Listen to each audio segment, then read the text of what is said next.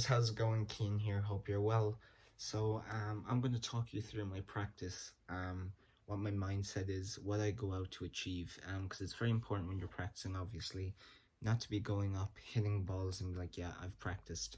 You're not going to make any results. You need to have a set plan of what you're going to do, what you want to go in and come out with. So it's important that when you leave your practice session, you've achieved something, you've learned something, you've improved at something. In this instance, I was fixing my takeaway. My takeaway was getting a bit behind me, so I was like, okay, I'm going to fix this. It's all about exaggerating motions and getting them built in. So I'm going to show you the different steps that I go through to achieve this. Stay tuned. First step, I get 2 alignment sticks, one 60 yards, one 80 yards. And basically what I'll do is I'll hit 5 shots to each, recording myself to see where my swing's at. This is just for a general outline of what I need to work on the day and what improvements I'm going to focus on.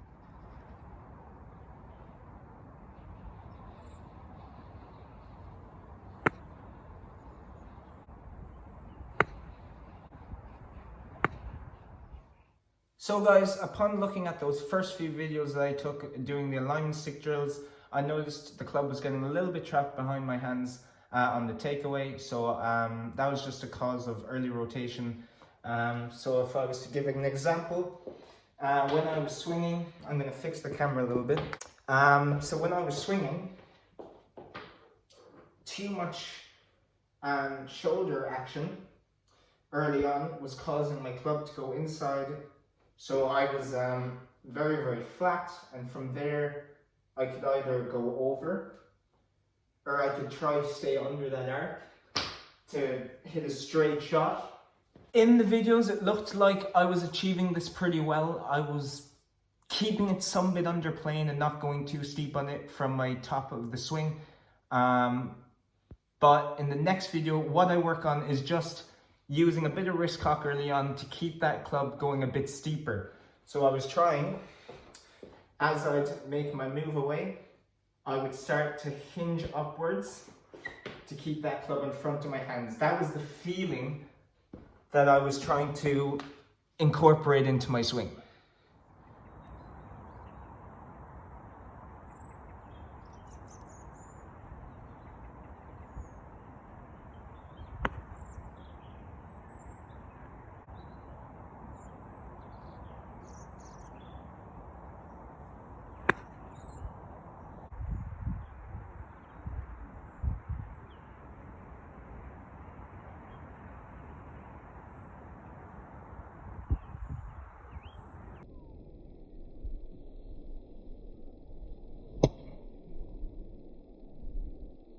So at this stage of the swing now, I've gotten the feeling of cocking those wrists a bit earlier on and trying to get a little bit steeper. It wasn't perfect in those videos. There was a few bad shots, a few good shots. But at this stage, I'm hitting kind of 3/4 wedges, just trying to get that feeling. And in the next video, I start working it into some longer clubs. At this stage, I was punching a 7-iron. I was hitting it maybe 60%, trying to just get that feeling with the longer irons, which is the most important thing. Easier said than done with the shorter clubs, but I was trying to make sure I could keep it going with the longer clubs.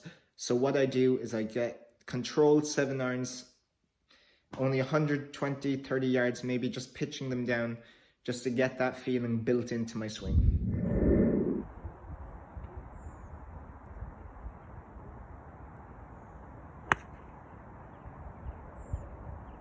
So in golf as well, feel versus real are two big things. So I noticed when I looked back on the videos while I was practicing, I needed a little bit more. I was still a little bit behind. So in this clip, I have my 7-iron in hand doing those punch shots, but I'm exaggerating that feeling. I'm almost like doing David Leadbetter kind of A-swing cut type of stuff.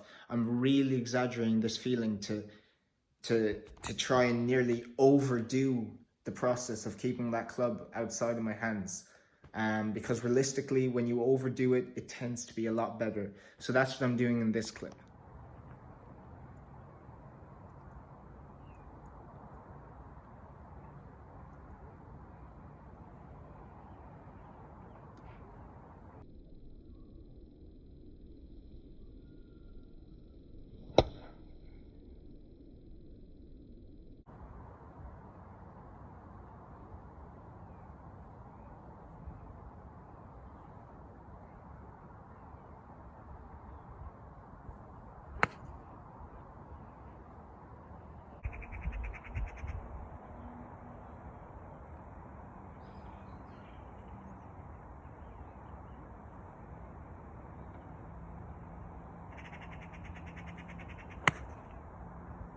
So once I finished off with my 7-iron punch shots, just building that in, trying to really work it, exaggerate it, get it so steep, so vertical. I move back to my wedge and I go for one of the selected pins as if it's a par 3. I play it like it's a par 3 shot.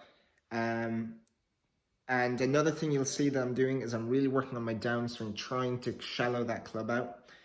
So they were two things I was working on, but mainly I'm focused on that takeaway, keeping it from getting stuck behind me. So I build this into my wedge shots now that you're going to see a compilation of me hitting some full wedges to the left pin there. Some of them are good, some of them are bad, but I'm just, every time I take a shot, a compilation of shots, I go back and I look at each shot. How was each shot? Was the club behind my hands? Was it ahead of them? And I just take notes of how I was feeling, like what I felt like I was doing compared to what's actually happening.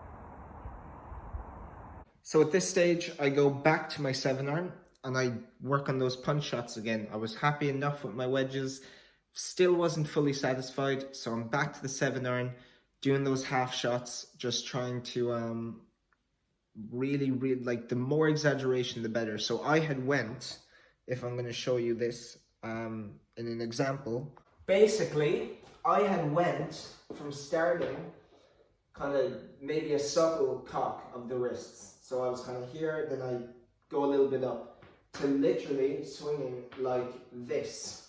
That's what I felt like I was doing. It was unnatural. And then I'm transitioning down, trying to shallow it out. But I needed more. You can see how much I felt like I was doing it. It still was not enough. So I kept going with the 7-irons. I like punching the longer irons. It gives you a little bit more stability, control, and you can zone in on the feeling a little bit more because you're not going on a full shot. But I eventually get it, thankfully, so I'll show you the end result.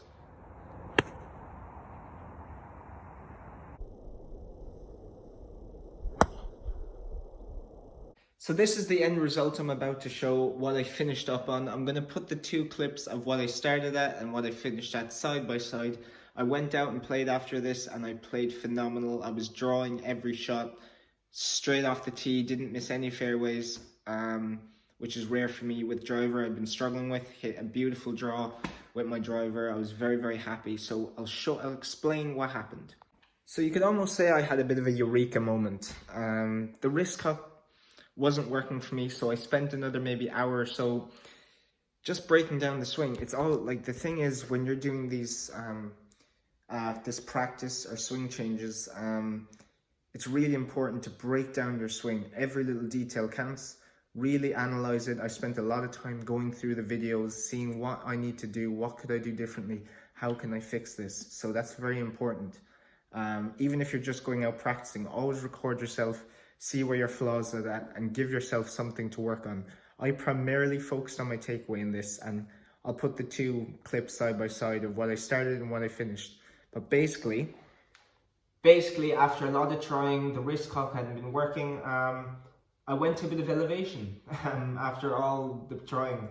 So I elevated my hands a bit more, and that actually seemed to work for me. I was hitting lovely draws. So basically, when I got to my right thigh and the club was coming in, I basically lifted, so it's kind of like shoulder angle. My right shoulder kind of tilted almost up, and it lifted that club up a bit, and then I allowed my wrists to set. From face on, once I got to here, I kind of lifted almost, elevated with my hands and shoulders, and this is the final result I got. It gave me a lot more space to work my way down as well, so hence the nice draw I got.